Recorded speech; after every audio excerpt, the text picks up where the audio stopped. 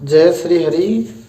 संस्कृत में कक्षा 6 से लेकर 10 तक अपठित पठित गद्यांश पद्यांश नाट्यांश में से प्रश्न पूछे जाते हैं।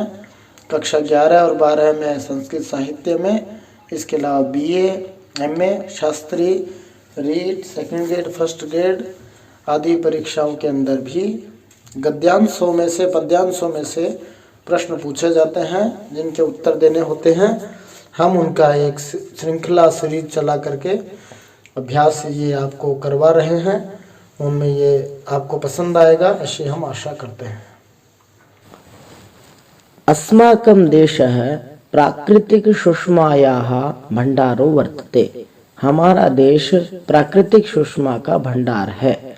अत्र प्रकृति नटी प्रतिक्षणम नव्यम भव्यम च नाटयति। यहाँ प्रकृति प्रतिक्षण नए और भव्य रूपों का मंचन करती है। अत्र एकस्मिन् वर्षे षड् ऋतवो भवन्ति। यहाँ भारत देश में एक वर्ष में 6 ऋतुएं होती हैं। वसंतः, ग्रीष्मः, वर्षा, शरद, हेमन्तः, शिशिरश्च। वसंत, ग्रीष्म, वर्षा, शरद, हेमंत और शिशिर। येषु वसंतस्य एव प्राधान्यमस्ति। इनमें से वसंत की ही प्रधानता है। समागते वसंते नातिशीतम नात्युष्णम भवति। वसंत ऋतु के आने पर ना तो सर्दी होती है ना बहुत गर्मी होती है। एषः ऋतुराजः इति कथ्यते। इसको ऋतुराज कहा जाता है। अस्मिन् ऋतौ धरा सुसज्जितं मनोरमं रूपं धारयति। इस वसंत ऋतु में पृथ्वी सुसज्जित और मनोरम रूप को धारण करती है। सर्वमपि सुंदरम प्रतिभाति। सब कुछ सुंदर लगता है। प्रश्नोत्तराणि एक पदेन उत्तरत। प्रथमः प्रश्नः अस्य शीर्षकं प्रदत्त। इसका शीर्षक दीजिए। द्वितीयः प्रश्नः अत्र एकस्मिन् वर्षे कति ऋतवो भवन्ति। यहाँ एक वर्ष में कितनी ऋतुएं होती हैं।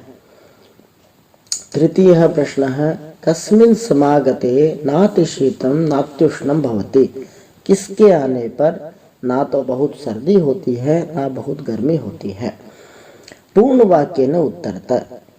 चतुर्थः प्रश्नः कः प्राकृतिक सुषमायाः भंडारो वर्तते। कौन प्राकृतिक सुषमा का भंडार है।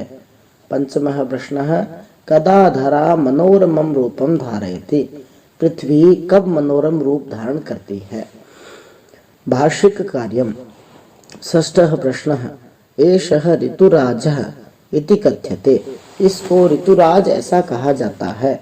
अत्र सर्वनाम पदम एषः स्थाने संज्ञा पदम लिखत। यहाँ सर्वनाम पद एषः के स्थान पे जो संज्ञा पद है वह लिखे। सप्तमः प्रश्नः उपर्युक्त वाक्ये क्रियापदम किम। उपर्युक्त वाक्य में एषः ऋतुराजः इति कथ्यते। इस वाक्य में क्रियापद लिखना है। अष्टमः प्रश्नः एकस्मिन् वर्षे इत्यत्र विशेष्य पदम किम। एकस्मिन् वर्षे इसमें विशेष्य पद क्या है। नवमः प्रश्नः गद्यांशात् पुरातनम इत्यस्य विलोम पदम लेख्यम। गद्यांश से पुरातन इसका विलोम पद लिखना चाहिए।